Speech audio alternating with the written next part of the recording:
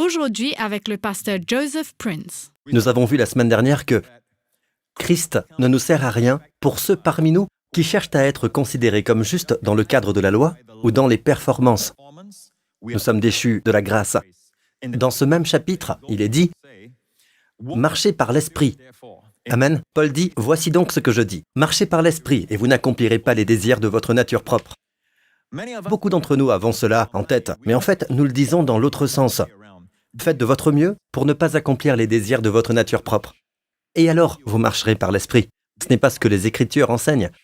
Les Écritures enseignent dans le sens positif. Marchez par l'Esprit et vous n'accomplirez pas les désirs de votre nature propre. Vous n'avez pas à vous soucier des désirs de votre nature propre. Marchez simplement par l'Esprit et vous n'accomplirez pas les désirs de la chair. Amen, c'est très clair. Suivre l'Esprit n'est pas difficile. Nous suivons simplement l'Esprit. Vous voyez, une fois que vous êtes né de nouveau, vous avez la vie éternelle à l'intérieur de vous et le Saint-Esprit vient et demeure en vous. Et il vous guidera. Ce n'est pas tant une voix. Les gens cherchent la voix de Dieu. Je veux entendre la voix de Dieu, je veux entendre sa voix. Je me souviens, quand j'étais beaucoup plus jeune, je cherchais toujours à assister à des conférences ou à lire des livres qui pouvaient enseigner sur la façon d'entendre la voix de Dieu, pour finir par découvrir que les voix de Dieu sont simples. Retourner à l'essentiel. Amen. Quand Dieu dit « En effet, tous ceux qui sont conduits par l'Esprit de Dieu sont fils de Dieu », ça ne devrait pas être difficile. Même un enfant connaît la voix de sa mère. Donc, même en tant que bébé chrétien, amen, si vous êtes un jeune chrétien, vous n'avez pas besoin de suivre des cours pour apprendre à entendre la voix de Dieu. Jésus l'a dit comme ça, c'est une affirmation. « Mes brebis écoutent ma voix et elles me suivent. » Il n'a pas dit « Mes brebis doivent apprendre à entendre ma voix. » Donc, s'il fallait apprendre, ce ne serait pas normal. Amen. Donc, il suffit de croire Dieu, d'avoir une bonne opinion de Dieu. Et sachez que quand il dit « Mes brebis entendent ma voix », nous entendons sa voix. Et la voix d'un étranger, nous ne la suivrons pas. Amen. Amen. Louons le Seigneur. Donc, nous suivons le Seigneur. Marchez par l'Esprit. Et vous n'avez pas à vous soucier de toutes vos dépendances charnelles, toutes les habitudes pécheresses de la chair. Elles tomberont toutes. Marchez par l'Esprit. Et ceci est très intéressant, parce que ça va à l'encontre de la chair. Disons qu'une personne essaie de se défaire de son addiction à la cigarette. D'accord? Cette personne se concentre, fait beaucoup d'efforts. Elle essaie avec des patchs sur le corps, afin de se défaire de cette habitude de fumer des cigarettes. Et vous savez, ça peut comme ça pourrait ne pas fonctionner correctement. D'accord? Ça, c'est la voie de la chair. Et ça prend beaucoup de temps, ça demande des efforts humains. Mais la voie du Seigneur ressemble à ceci. Quand vous demandez au Seigneur de vous guider, de briser cet esclavage, amen, qu'il s'agisse d'un esclavage lié à une addiction, ou la pornographie, ou le fait de toujours critiquer, ou d'avoir un esprit à toujours se plaindre, et vous voulez que le Seigneur vous débarrasse de cela, demandez simplement au Seigneur de vous aider à marcher par l'Esprit en étant conduit par lui. Et souvent, par exemple, dans ce cas de dépendance au tabac, le Seigneur peut amener cette personne à donner des priorités à sa vie. Comment?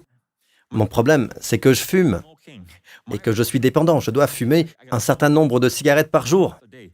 Sinon, je ne serai jamais calme, je ne serai jamais heureux. Je ne pourrai pas être heureux. Mais le Seigneur pourrait l'amener à se concentrer sur d'autres domaines qui causent du stress dont il n'a même pas conscience. Alors que c'est ce qui provoque précisément cette dépendance à la cigarette ou à ce nombre infernal de tasses de café dont il ne pourrait certainement pas se passer, car il essaie de surmonter le stress, mais il s'occupe des branches et non de la racine. Alors que quand le Seigneur vous conduit, il va directement à la racine. Il vous conduira peut-être à aller vous coucher plus tôt, ou peut-être qu'il vous amènera à passer du temps avec votre famille.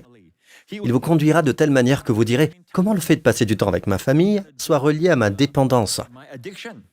Qu'est-ce que le fait de jouer avec mes enfants a à voir avec ma libération de cette habitude, cette addiction à la pornographie? Et vous seriez surpris de savoir combien de fois, quand le Seigneur vous guide et que vous marchez par l'Esprit, vous suivez l'Esprit, il brise cet esclavage dans votre vie. Je l'ai vu maintes et maintes fois. C'est la voie du Seigneur. La voie de l'homme est d'attaquer le problème de front. Amen. Avec force et volonté, en essayant de le surmonter. Amen. En essayant de se focaliser afin de le combattre. Amen. Et d'essayer de prendre des mesures pour le surmonter. Ça, c'est la voie de l'homme. Mais Dieu vous a conduit sur un parcours indirect, où vous trouvez qu'à la fin de la journée, cette habitude tombera. Et vous verrez que vous aurez beau les chercher, la Bible dit, vous ne trouverez plus vos ennemis. Amen. Loué soit le nom de Jésus. Le texte continue en disant La nature humaine a des désirs contraires à ceux de l'esprit, et l'esprit a des désirs contraires à ceux de la nature humaine. Je veux attirer votre attention sur le fait que le combat est entre la chair et l'esprit. Ce n'est pas la chair et vous le remarquez? C'est l'esprit qui combat contre la chair, et la chair qui combat contre l'esprit. Ils sont opposés entre eux, de sorte que vous ne pouvez pas faire ce que vous voudriez. Cependant, si vous êtes conduit par l'esprit, vous n'êtes pas sous la loi. Et nous savons que lorsque nous sommes sous la loi, c'est alors que la mort a le pouvoir sur nous. Quand nous sommes sous la loi, c'est alors que la maladie a le pouvoir sur nous. Quand nous sommes sous la loi, c'est alors que toutes sortes d'habitudes pécheresses ont le pouvoir sur nous. Mais si vous êtes conduit par l'esprit, vous n'êtes pas sous la loi. Alors il nous incombe d'être conduits par l'esprit. Amen. Vous savez, la Bible nous dit que le signe qui indique que nous sommes nés de nouveau, c'est l'esprit qui témoigne à notre esprit que nous sommes enfants de Dieu. Ce n'est pas seulement les Écritures qui nous disent « Oui, les Écritures sont numéro 1. La parole de Dieu doit toujours être la première à établir toute vérité dans notre vie. Comment puis-je savoir que je suis sauvé? Ni par mes sentiments, ni par mes émotions, mais par le fait que la Bible dit « En effet, Dieu a tant aimé le monde qu'il a donné son Fils unique, afin que quiconque croit en lui ne périsse pas, mais ait la vie éternelle. » Je crois en lui, et j'ai la vie éternelle. Je crois en lui, Amen, et j'ai la vie éternelle. Amen. J'ai confessé Jésus comme mon Seigneur. Amen. J'ai la vie éternelle. Je sais que je l'ai. Mais plus que cela encore, le Saint-Esprit est venu en nous. Maintenant, voyez ça. Dans Romains 8, il est dit ceci. En effet, tous ceux qui sont conduits par l'Esprit de Dieu sont fils de Dieu. Et vous n'avez pas reçu un esprit d'esclavage pour être encore dans la crainte, mais vous avez reçu un esprit d'adoption par lequel nous crions « Abba, Père ». Et remarquez, quand il parle d'être conduit par l'Esprit de Dieu, il dit que ce sont des fils de Dieu. Il ne dit pas que les fils de Dieu ont besoin d'apprendre comment être conduits par l'Esprit. Maintenant, les fils ici sont des fils mûrs, huios en grec, et non pas népios, les enfants. Quand ils étaient sous la loi, ils étaient népios, des enfants. Quand Jésus est venu, il a apporté la filiation. Maintenant, la Bible dit que les fils sont conduits. C'est une affirmation. Amen. Les fils sont conduits. Vous devez vous attendre à être conduits. Quand le Saint-Esprit vous guide, il vous conduit avec un esprit de filiation, c'est-à-dire un sentiment d'appartenance. Dieu est votre Père et est votre famille. Dans un sens familial, une conscience familiale. Un terme très familial, familier et intime. Amen. Et il continue en disant, « L'Esprit lui-même rend témoignage à notre esprit que nous sommes enfants de Dieu. » Rend témoignage. Ce mot ici est « soun », qui est le mot « avec ». En grec, « marturio ». Marturio signifie témoin. « Soun marturio », en un mot, signifie rendre témoignage. Ça veut dire que vous avez fait une action et que quelqu'un en a été témoin, comme un témoin au tribunal. Qu'est-ce que ça veut dire? Vous êtes là pour témoigner de quelque chose qui est arrivé, une action qui a été exécutée. Vous êtes là pour être témoin de quelque chose qui s'est produit. C'est pourquoi vous êtes un témoin.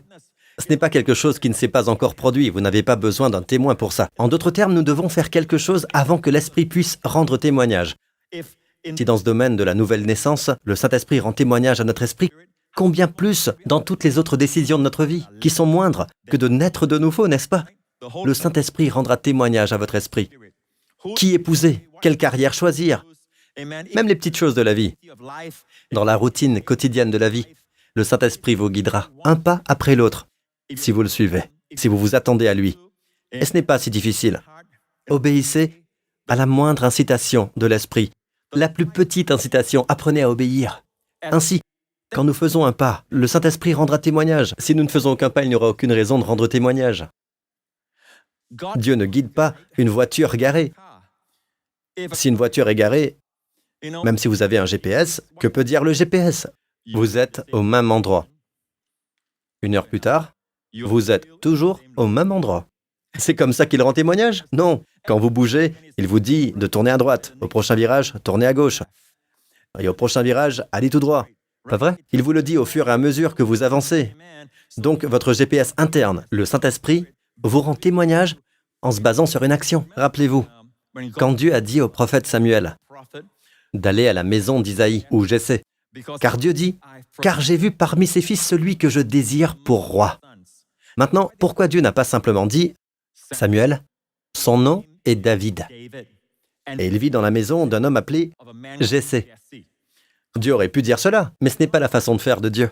Dieu nous conduit toujours un pas après l'autre, comme il a dit à Abraham. « Va dans le pays que je te montrerai. » Dieu aurait pu dire « Va au pays de Canaan » où coule le lait et le miel. Mais Dieu n'a pas dit ça. Dieu a dit « Va dans le pays que je te montrerai ». Donc comme Abraham a fait un pas, il a vu plus loin. Puis il a fait un autre pas et l'Esprit lui a rendu témoignage. À chaque pas qu'il faisait, Dieu lui rendait témoignage, que ce soit à travers des visions ou des rêves. Au temps d'Abraham, il le faisait. Dans notre cas, il rend témoignage à notre esprit d'une manière plus intime, mieux que par des visions ou des anges, en dehors de nous. Amen. Nous avons quelque chose de si intime à l'intérieur, Dieu soit loué. Donc, comme vous exécutez les ordres, et c'est ce que Samuel a fait, il est allé à la maison de Jessé. Il savait qu'il s'agissait de l'un de ses fils, et il avait 7 fils. Et tous les fils sont passés devant lui, à l'exception de David. Il était dans les champs, à garder le troupeau.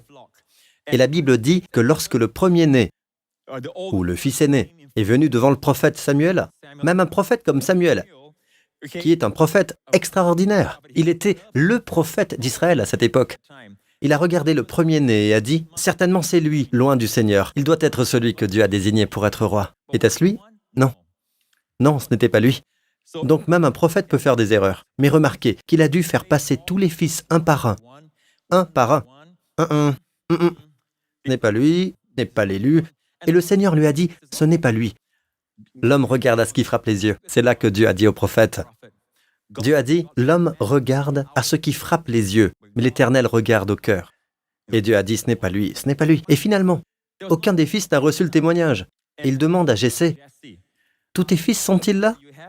Imaginez que vous êtes David et que vous entendez votre père dire « Oh oui, j'ai un fils de plus. » Imaginez que vous êtes David et que vous entendez ça. Donc pour une raison quelconque, il n'était pas vraiment favorisé. Et nous constatons qu'il était dehors, dans le champ, quand le prophète était dans la maison. Alors le prophète dit, vous savez quoi, je ne prendrai pas place avant que David ne soit arrivé. Alors ils ont fait entrer David, et au moment où David s'est présenté devant lui, l'Éternel dit à Samuel, lève-toi, verse de l'huile sur lui, car c'est lui. Amen. Donc même un prophète comme Samuel a dû passer par la procédure, un par un, un par un. Et parfois vous devez postuler et aller à l'entretien d'embauche. D'accord ? Ne soyez pas paresseux, ne vous asseyez pas simplement là en disant « je crois en Dieu, je lui fais confiance, j'ai la faveur de Dieu, ça va simplement venir à moi ». Non, vous devez essayer, vous devez aller à cet entretien, aller à cette entrevue, et vous le sentirez dans votre esprit. Amen. Vous le sentirez. Amen. Un des plus grands obstacles que les gens ont à suivre l'esprit est le fait qu'ils ont une conscience coupable. Beaucoup d'entre eux, et c'est le plus grand obstacle. L'obstacle numéro 1 est une conscience coupable. Et la Bible dit que Jésus a résolu ce problème. Dans Hébreux 10, il est dit « La loi en effet possède une ombre des biens à venir, et non l'exacte représentation de la réalité. Elle ne peut jamais, par l'offrande annuelle et toujours répéter des mêmes sacrifices, conduire à la perfection ceux qui y participent. » Parfaits en quoi? Le chapitre précédent dit qu'ils sont parfaits sur le plan de la conscience. Vous savez que nous ne sommes pas parfaits. Nous ne pourrons jamais être parfaits dans notre comportement, de ce côté du paradis. Pas vrai? Mais nous pouvons être parfaits sur le plan de la conscience. C'est quoi parfait sur le plan de la conscience? Cela signifie qu'il n'y a pas de conscience du péché. Amen. Un sacrifice parfait a éliminé tous les péchés de notre vie. Et ici, dans Hébreux 10, il est dit « La loi en effet possède une ombre des biens à venir, et non l'exacte représentation de la réalité. Elle ne peut jamais, par l'offrande annuelle et toujours répéter des mêmes sacrifices, conduire à la perfection ceux qui y participent. Sinon, n'aurait-on pas cessé de les offrir? Ceux qui rendent ce culte, purifiés une fois pour toutes. Et l'expression « une fois pour toutes », hapax, qui signifie « une fois pour toutes ». Ceux qui rendent ce culte, purifiés une fois pour toutes, n'auraient en effet plus du tout conscience de leurs péchés. Plus du tout quoi? Conscience, la conscience de leurs péchés. Dans la version LSG, il est dit « plus eu aucune conscience de leurs péchés ». Maintenant, qu'est-ce qui peut nous donner cette conscience des péchés? Il est dit ici au verset 14 « Car par une seule offrande, il a amené à la perfection pour toujours. » Pour combien de temps? Pour toujours. Ceux qui sont sanctifiés. Et regardez ça. C'est ce que le Saint-Esprit nous atteste aussi. C'est le domaine dans lequel beaucoup de gens ne comprennent pas le Saint-Esprit. Et ils disent que le Saint-Esprit me convainc du péché, me convainc du péché. Le Saint-Esprit peut-il vous convaincre du péché? Oui. Mais l'objectif principal, comme le dit Paul, j'ai dans le cœur un chagrin continuel pour mes frères, les Israélites. Je dis la vérité en Christ, je ne mens pas. Ma conscience m'en rend témoignage par le Saint-Esprit. Ce n'est pas quelque chose de négatif. Je ne mens pas. Ma conscience m'en rend témoignage par le Saint-Esprit, c'est quelque chose de positif. Le Saint-Esprit rend témoignage à Paul en disant que Paul ne ment pas. Ce n'est pas qu'il a menti. Et ici, c'est la même chose. Le Saint-Esprit nous rend témoignage après avoir dit Voici la nouvelle alliance. Voici l'alliance que je ferai avec eux. Après ces jours-là, dit le Seigneur, je mettrai mes lois dans leur cœur et je les écrirai dans leur esprit. Il ajoute, je ne me souviendrai plus de leurs péchés ni de leurs fautes. Or là, il y a le pardon des péchés. Il n'y a plus à présenter d'offrande pour le péché. Alors, remarquez que le Saint-Esprit rend témoignage, car après avoir dit qu'il fera tout cela pour nous, il dit qu'il ne se souviendra plus de leurs péchés ni de leurs fautes. C'est le témoignage. Le témoignage, en fait, tout ce qui fait la nouvelle alliance fonctionner. En parlant de la nouvelle alliance, Dieu dit qu'elle ne sera pas comme l'alliance que j'ai conclue avec eux le jour où je les ai fait sortir d'Égypte. Alliance qu'ils ont violée et que je n'ai pas considérée. Mais ceci est la nouvelle alliance, c'est une alliance infaillible. Dieu dit, je mettrai mes lois dans leur cœur et dans leur esprit. Et Dieu dit, je les écrirai dans leur cœur. Et la Bible dit, c'est la première clause. Ils connaîtront ma volonté. Amen. Et Dieu dit, et je serai leur Dieu. Personne n'enseignera plus son concitoyen ni son frère en disant, tu dois connaître le Seigneur, car tous me connaîtront de manière intuitive, tous me connaîtront de l'intérieur, depuis le plus petit. Je suis si heureux que ça commence par le plus petit. Ça me donne de l'espérance. Amen. Depuis le plus petit jusqu'au plus grand d'entre eux, et non du plus grand au plus petit, tous me connaîtront, dit Dieu. Pourquoi ? Pourquoi Dieu met-il ses lois dans nos cœurs ? Pourquoi connaîtrons-nous sa volonté de l'intérieur, dans notre esprit, dans notre cœur ? Pourquoi connaîtrons-nous notre Dieu personnellement ? Et Dieu dit, je serai leur Dieu. Je serai leur Dieu et ils seront mon peuple.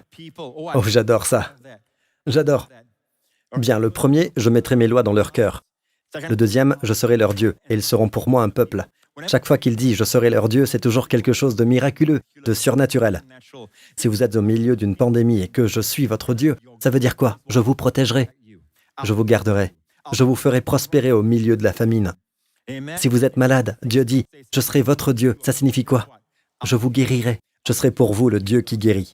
Si vous êtes dans le besoin et que Dieu dit « je serai votre Dieu », et vous serez pour moi un peuple, qu'est-ce que cela signifie ? Je serai pour vous El Shaddai, je subviendrai à vos besoins, et vous serez pour moi un peuple béni. Amen. Il y a la notion de miracle. Amen. Donc je serai leur Dieu, et ils seront pour moi un peuple.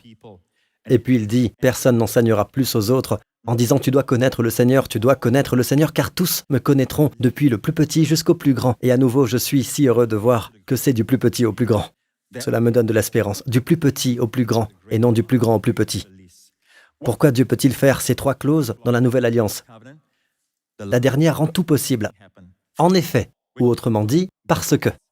En effet, je pardonnerai leurs injustices, et je ne me souviendrai plus de leurs péchés. Maintenant, l'alliance de la loi dit « Je n'oublierai en aucun cas vos péchés ». Dieu dit « Je punis la faute des pères sur les enfants jusqu'à la 3e et la 4e génération. » Wow. Mais ici, il est dit « Je ne me souviendrai plus de vos péchés ». Que s'est-il passé ? La croix est arrivée, mon ami. La croix est arrivée. Jésus est mort sur la croix pour vous et moi. Il a racheté la malédiction de la loi. Amen. Celui qui n'a pas connu le péché, il l'a fait devenir péché pour nous afin que nous devenions justice de Dieu. Alors Dieu qui s'est souvenu de tous nos péchés, où ? À la croix, les a imputés à Jésus, et Jésus est mort sous le poids de ses péchés. Il est mort sous la peine, il a été jugé pour eux, en mon nom, en votre nom, louez le Seigneur. Et maintenant, Dieu est fidèle à ce qu'il fait, de sorte que Dieu ne peut pas se souvenir de nos péchés. Se souvenir signifie être conscient de, garder au centre de son attention. Il ne traite plus avec vous sur la base des péchés. Alléluia. Amen. Il ne traite pas avec vous sur la base des péchés. Il traite avec vous sur la base de son Fils. Comme son Fils est digne de toutes les bénédictions. La Bible dit, « Vous êtes dignes, car vous êtes dans mon Fils. Mon Fils a reçu ce que vous méritiez à la croix, afin que vous puissiez recevoir tout ce qu'il mérite. » Amen. Il a obtenu ce que vous méritiez, et vous obtenez ce qu'il mérite. Alléluia. Louez le nom de Jésus. Voici donc la clause dont parle le Saint-Esprit. Et c'est justement le domaine qui échappe à tant de gens. Ils veulent que le Seigneur les conduise, mais ils ont cette conscience coupable. La Bible dit, vous devez connaître cette clause de la Nouvelle Alliance, avant tout le reste. Dieu ne se souvient plus de vos péchés. Pourquoi ? Grâce à la croix.